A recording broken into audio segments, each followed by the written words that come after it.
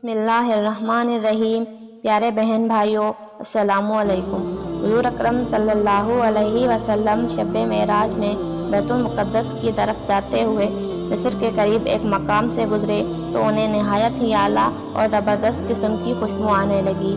آپ صلی اللہ علیہ وسلم نے حضرت جبریل علیہ السلام سے پوچھا کہ یہ خوشبو کیسی ہے؟ جواب ملا کہ فرعون کی بیٹی کی باندھی مشاطہ اور اس کی اولاد کی قبر سے آ رہی ہے۔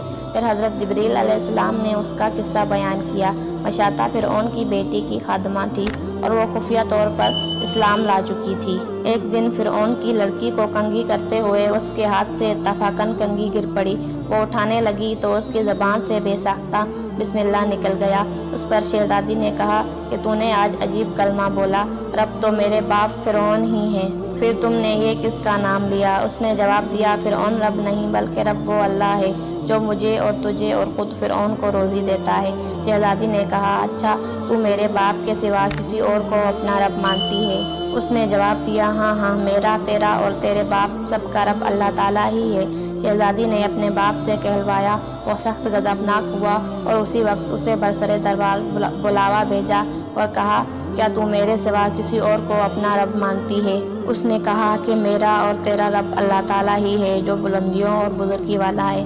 فرعون نے اسی وقت حکم دیا کہ تانبے کی جو گائے بنی ہوئی ہے اس کو خوب تپایا جائے اور جب بالکل آگ جیسی ہو جائے تو اس کے بچوں کو ایک ایک کر کے اس میں ڈال دیا جائے، آخر میں خود اسے بھی اس آگ میں ڈال دیا جائے۔ چنانچہ وہ گرم کی گئی۔ جب آگ جیسی ہو گئی تو حکم دیا گیا کہ اس کے بچوں کو ایک ایک کر کے اس میں ڈالنا شروع کرو۔ اس نے کہا، بادشاہ ایک درخواست میری منظور کر، وہ یہ کہ میری اور میرے بچوں کی ہڈیاں ایک جگہ ڈال دینا۔ اس نے کہا، اچھا، تیرے کچھ حقوق ہمارے ذمے ہیں اس لیے یہ منظور ہے۔ اس کی دونوں بچیاں اس کی آنکھوں کے سامنے اس میں ڈال دی گئیں اور وہ فوراً جل کر راکھ ہو گئے۔ پھر سب سے چھوٹے کی باری آئی جو ماں کی چھاتی سے لگا ہوا دودھ پی رہا تھا۔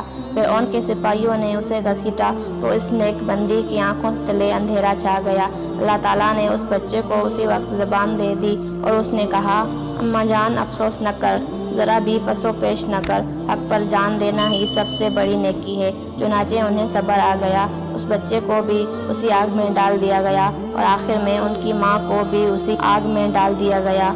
یہ خوشبو کی مہکیں اسی جنتی محل سے آ رہی ہیں۔